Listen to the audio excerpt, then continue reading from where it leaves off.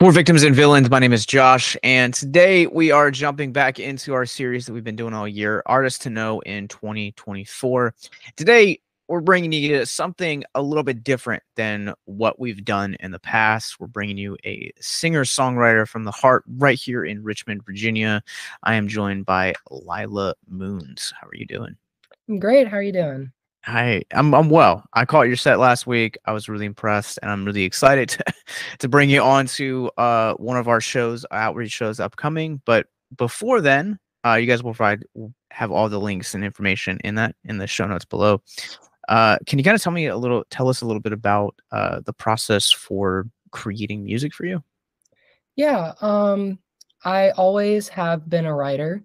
So usually when I'm writing songs, it starts as maybe like a poem or just kind of a small idea, and then I expand on that and create the music for it.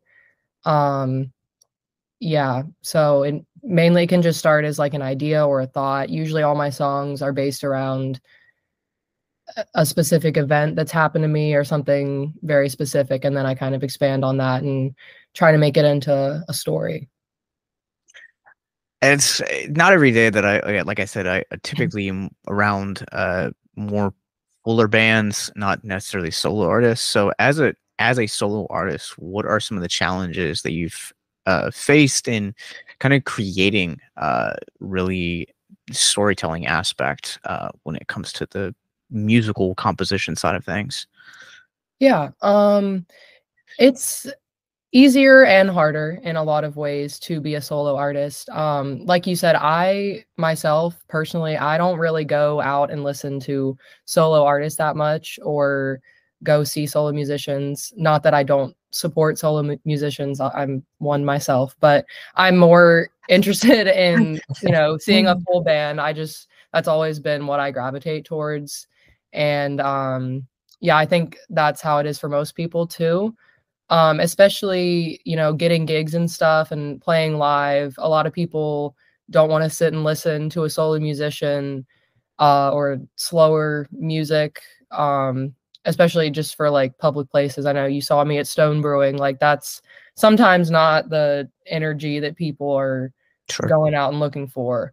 And I'm aware of that, but I do think it's really important to give attention to smaller solo artists because like I said, like a lot of it is about storytelling, just as any music is, even with full bands, it's all about storytelling.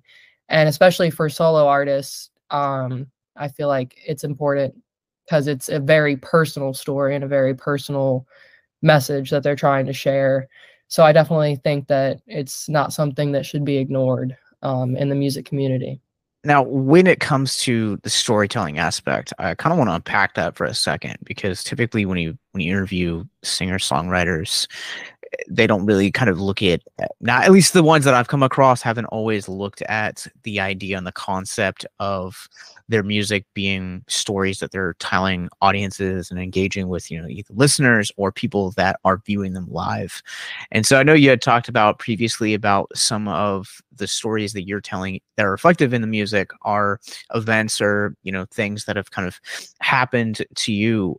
Can you kind of talk about, bringing those stories, making them autobiographical, but also at the same time, leaving them open to where people are able to relate and connect with the music? Yeah. So most of my songs, like I said, are very personal stories and have been specific events that have happened to me.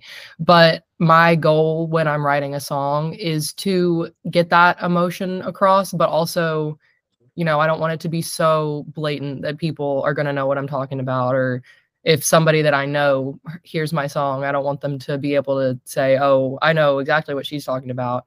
So that is something that I really try hard when I'm writing my songs to do is to make it relatable, um, and kind of just make it universal.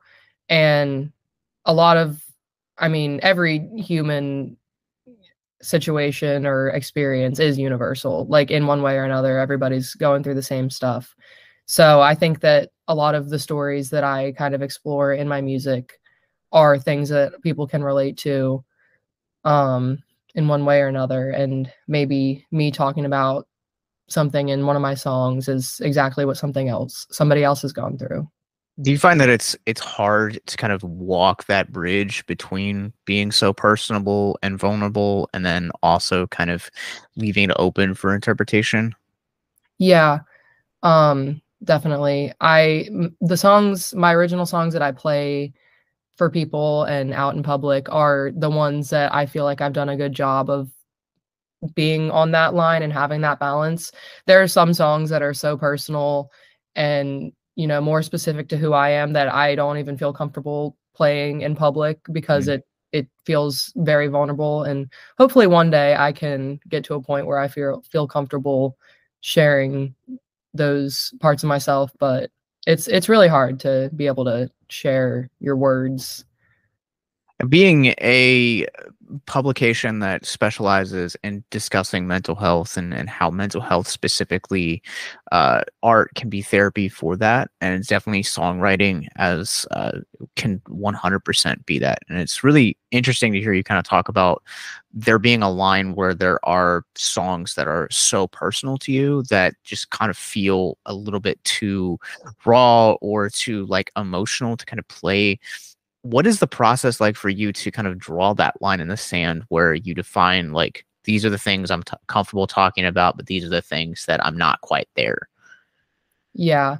I guess it's just when I like I said, when I address something in a song that is like very personal, or I guess more not as vague, because a lot of the lyrics to my songs are pretty vague. I'm still trying to tell my story, but in a way that's more subtle, I guess.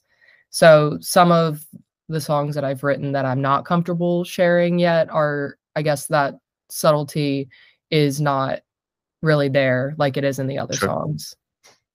I'm always fascinated too by solo artists, whereas like when you have like a full band, like you have this like kind of this open dialogue between Mhm. members on like what song, like when a song feels finished and it's like, all right, this is ready to be put out into, Spotify, the streaming, live gigs. Whereas with a solo artist, you don't necessarily have that. It's kind of up to you. Now, do you have like a group of people in minds that you kind of bounce ideas off of, to get feedback from? Or I guess like what's the process like for you when a song could or could not be finished? Yeah, so I'm working with this guy that's recording for me, and, he's been super helpful. He saw me at, one of my gigs outside of Richmond, and he works with solo musicians, mainly Nice. acoustic, and he's been really helpful, and he's given me pretty much full creative control of the entire process, and, he's pretty much let me lead the way and do everything. He gives me input, obviously, on how things are sounding, but as far as the decision-making process about, like, what songs are gonna be out there, that's pretty much just been on me, and I've, cut some of the songs that I've recorded or thought about putting on the album because just realized I wasn't ready for that yet. So, yeah, it's hard to do that completely myself, but at the same time, I like that it's all in my hands so I can have that control and I don't have to feel pressured or anything to put stuff out there if I'm not ready. Also, it allows you to kind of take your time and like you said, like it releases the pressure from you. Mhm. So for those that may or may not know of you and kind of how would you describe your style of music? What can people expect when either listening or catching one of your live shows? Um, I always feel awkward when I get asked that question because I hate, like, Sorry. putting, like, labels on my music because I genuinely couldn't tell you. I mean, definitely, like, obviously, I'm a singer-songwriter, but as far as the style of my music, I mean, when I play covers and stuff, I play a lot of, like, folk, I guess, and even, like, some country, in there, Americana maybe, but Sure. my personal song like, my original songs, I don't really know because I just write what I'm feeling, um, and I guess sometimes that can kind of translate into like a folky sound. But yeah, I don't know. I feel like it keeps it fresh and original if you don't like have the pressure of labels, because it as an artist allows you to kind of be, if you're like, oh man, I feel like this for this story it's got to be a bluegrassy kind of vibe to it, or this is a little bit like more jazzy than I would like, and you're able to kind of be versatile in that regard. Yeah. It's nice and freeing and versatile, but at the same time, it can be kind of limiting Mhm. sometimes to not have a specific label or genre that I adhere to. Um, because sometimes like if you're looking to play at a certain venue or do a certain event, they're looking for, country artists, looking for alternative artists, and it's hard when you don't have that specific label to kind of like market yourself, I guess. For sure.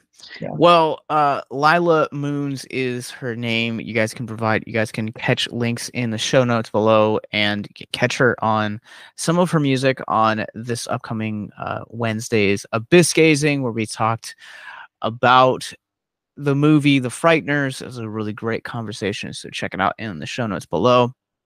Where can people find you in the meantime, though? Instagram is pretty much what I've got going on right now. Lilah Moons Music is my Instagram name, and I'm gonna be updating on my upcoming album there. It should be coming out around September, Cool. so be on the lookout for that. All right. Well, you guys, if you guys are in the Richmond area, check out Lilah's set along with Ooga Booga, Saint of Pine Hills, Safe Sex, and Betty Gray. It's going to be a really gnarly time, Garden Grove Brewing. But until next time, remember to stay classy and keep on rocking. Stay dapper.